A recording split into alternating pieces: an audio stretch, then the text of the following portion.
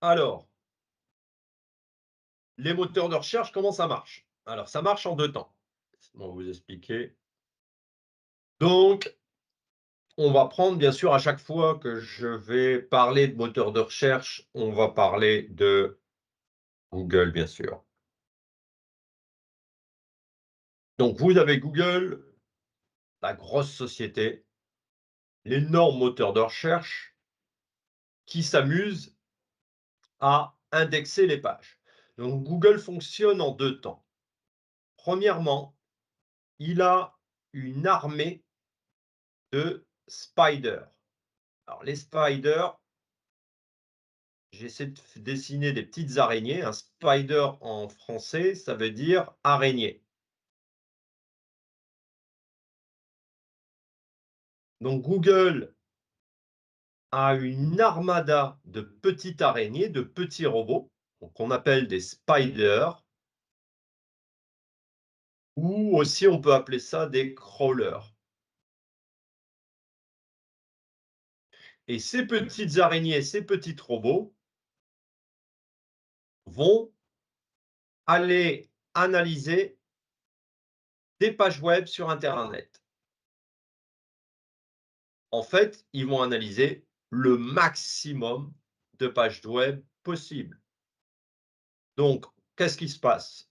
Ben, tous les jours, Google lance ses armadas de spiders qui vont aller regarder le contenu des pages web et ils vont analyser la balise title, les balises meta, ils vont regarder s'il y a des images, ils vont regarder les mots-clés, ils vont regarder la vitesse de téléchargement, si elle est rapide, la structure.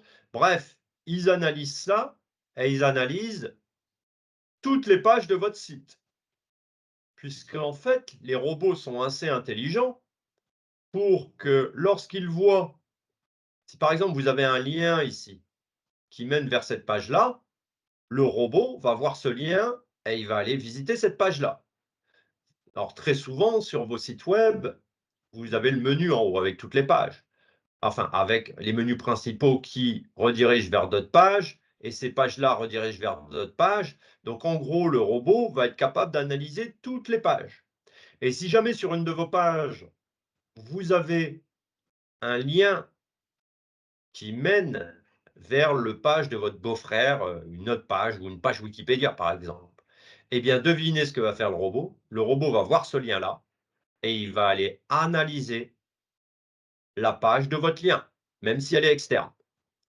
Si sur ce site-là, vous avez un lien qui mène vers un autre site web, une autre page d'un autre site web, devinez ce que fait le robot. Quand il va voir ce lien-là, il va aller analyser cette page-là. Donc, vous voyez, c'est vraiment, il s'arrête jamais le robot et il analyse toutes les pages web. Ils sont plusieurs, bien entendu, parce qu'il y a des milliards et des milliards de pages web dans le monde. Et les robots de Google, les spiders, vont analyser toutes les pages web. Et quand ils vont analyser les pages web, ils vont regarder, donc, je vous ai dit, les balistiques, les métadescriptions, la fréquence, la densité des mots-clés, si la page est rapide à télécharger ou pas, si elle est optimisée ou pas, de quoi parle cette page, à quelles questions elle répond, etc. Et tout cela va être stocké dans les énormes bases de données. Donc, je vais appeler ça D majuscule comme base de données.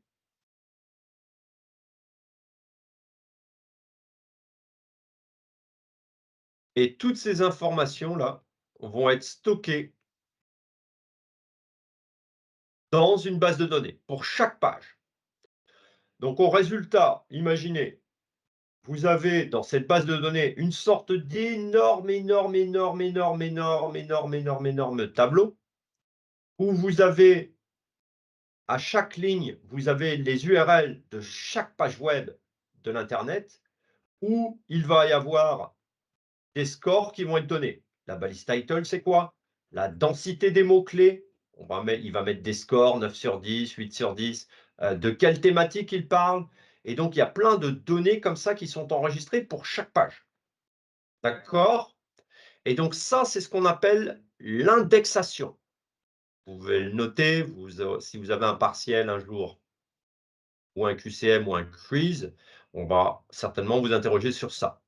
C'est ce qu'on appelle l'indexation. Donc je répète, les petits robots, les spiders, crawlent.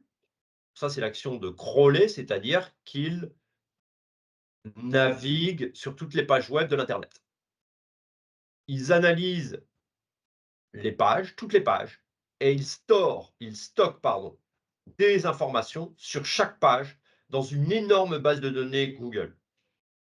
Et tout est stocké dans ce tableau-là. D'accord? Maintenant, imaginez, donc vous êtes là, les visiteurs, ils sont là, ils veulent utiliser Google. Ça, c'est la deuxième étape. Ça, c'était la première étape. La deuxième étape, c'est quand la recherche, elle a lieu. Donc, vous imaginez quelqu'un est sur son ordinateur, il va sur Google et il tape une recherche. Donc, il envoie sa requête à Google. Google doit lui envoyer le résultat. Et pour envoyer le résultat, qu'est-ce qui se passe? Eh bien là, vous avez, je vais essayer de faire une roue dentée, c'est pas évident. Mais là, en gros, c'est pour exprimer qu'il y a un mécanisme. Il y a l'algorithme de Google qui est extrêmement intelligent, sachant qu'en plus, il y a de l'intelligence artificielle qui a été rajoutée dans leur algorithme sur les dernières mises à jour, bien entendu. Et en fait, qu'est-ce qui se passe? Quand, petit 1, vous lancez votre requête, eh bien Google, deuxième étape, c'est qu'il va faire tourner son algorithme. Et cet algorithme, qu'est-ce qu'il va faire? Il va aller chercher les pages qui correspondent à votre requête que vous avez tapée ici. Donc lui, il va chercher les pages, et une fois qu'il a trouvé toutes les pages, en fonction des scores, hein, il va vous afficher sur votre navigateur la page du résultat. Donc démonstration, si je tape moto à vendre, on a obtenu 410 000, pardon, on a obtenu 41 millions de résultats en 30 millisecondes. Vous pensez bien que quand vous faites votre recherche Google, Google ne se met pas à chercher sur internet les pages qui correspondent à votre requête. En fait, pour être aussi rapide, l'astuce consistait à analyser toutes les pages web. Donc en fait, quand vous faites une recherche sur Google, vous ne faites pas une recherche sur internet directement, vous faites une recherche dans l'énorme base de données de Google. Mais bien sûr, cette énorme base de données Google contient énormément de pages web, on va dire pratiquement, je ne vais pas dire tout internet, c'est faux, parce qu'il n'y a pas le dark web et le deep web, mais l'essentiel des pages les plus connues, les plus populaires, les plus aimées, les meilleurs contenus possibles, puisque Google va essayer de vous satisfaire. Si vous faites une recherche Google et vous n'avez pas trouvé de résultat, Google n'a pas rempli sa mission, donc il y a de moins en moins de gens qui vont utiliser Google. Donc Google va toujours tout faire pour satisfaire les utilisateurs. Il va donc trouver les meilleurs résultats possibles qui correspondent le plus possible à votre requête, à votre recherche. Et pour ça, c'est le travail des deux robots, les spiders d'un côté qui analysent toutes les pages web pour remplir et enrichir la base de données, et l'algorithme qui va analyser, interroger la base de données de manière ultra intelligente pour essayer de deviner quel est le meilleur résultat que vous attendez après avoir tapé votre requête. Donc, quand je cherche moto à vendre, bien sûr, tous les spiders Google ont analysé toutes les pages qui parlent, qui publient des annonces de moto à vendre. Je n'ai pas précisé si c'était neuf ou d'occasion. Donc, Google va présenter les deux. Le Bon Coin, c'est d'occasion. La centrale, c'est d'occasion. Autoscout, occasion aussi. Il ne m'a pas présenté de concessionnaire parce que il pense que c'est d'occasion. Ici, on a peut-être des neufs ici. Alors je ne sais pas, c'est quoi? C'est Yamaha. Si je clique ici, on est sur le site de Yamaha, ça doit être du neuf. Donc on a les 2. Par contre, si j'avais mis moto à vendre d'occasion, alors là, c'est clair qu'il va me mettre que des résultats de motos d'occasion. Et d'ailleurs, on ne voit plus les motos Yamaha là, qui étaient, neufs en magasin. Donc, fonctionnement de Google pour clore ce chapitre. Vous retenez donc que ça fonctionne en 2 parties. Premièrement, une armada de spiders, de crawlers qui vont analyser et naviguer sur toutes les pages de tous les sites internet. Il va stocker toutes les données relatives à toutes les pages dans une énorme base de données. C'est ce qu'on appelle l'indexation. Et en deuxième temps, quand les gens utilisent Google et font des requêtes, c'est l'algorithme de Google qui interroge la base de données et non Internet. Donc, en gros, vous avez des slides